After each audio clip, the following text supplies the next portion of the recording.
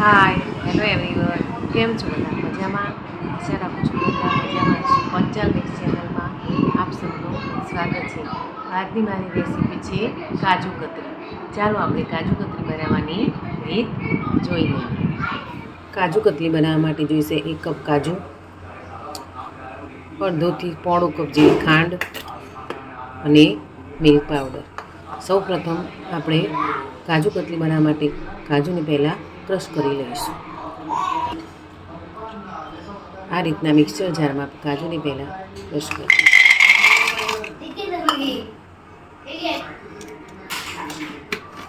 જોઈ શકો છો કે હવે આપણે આ મિક્સર ક્રશ કરી લીધું છે. એમાં એડ કર્યું છે મિલ્ક પાવડર.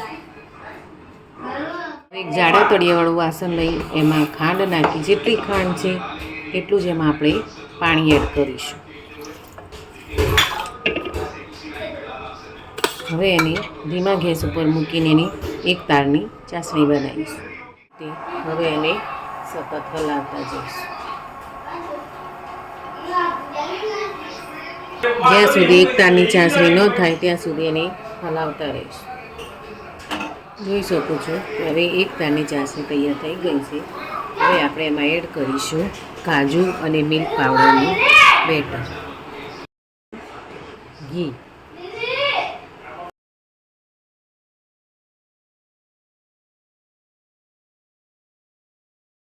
ચમચી જેટલું ઘી એડ કરીશું.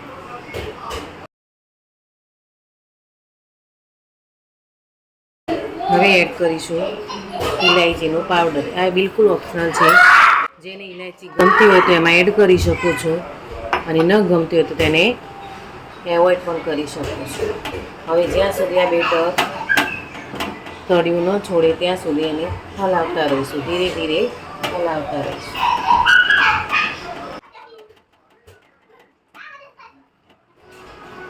તમે જોઈ શકો છો કે હવે બેટર થોડું થોડું તળિયું છોડી રહ્યું છે, એટલે હવે આપણે ગેસ બંધ કરી દઈશું. આ રીતનું બટર પેપર લઈ એની ઉપર આપણે ઘી અને આ બેટર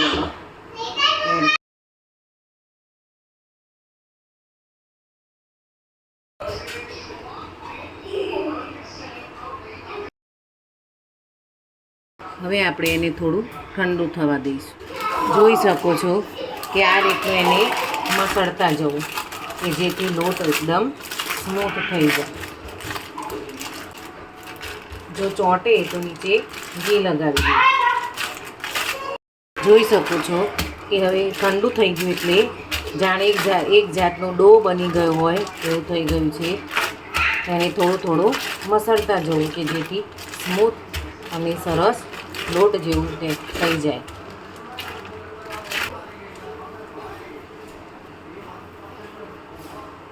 જોઈ શકું છું કે કેવું સરસ સ્મૂથ થઈ ગયો છે લોટ. હવે આપણે એને વણી લઈશું.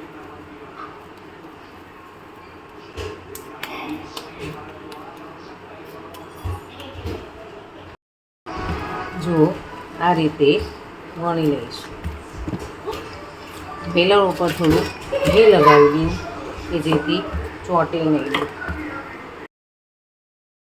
હવે જેટલી જાડી તમારે કાજુ કતરી જોઈતી હોય એ રીતે વણી લઈ શકો છો કે આપણી કાજુ કતરી કટ થઈ ગઈ છે. હવે એને થોડી વાર રેસ્ટ થવા માટે મૂકી દઈશું.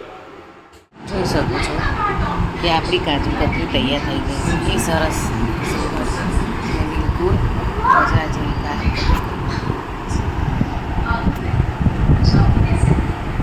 મારી રેસીપી કાજુ કતરી પસંદ આવી હોય તો પ્લીઝ લાઈક કરજો, સબસ્ક્રાઈબ કરજો અને શેર કરજો. જય શ્રી કૃષ્ણ.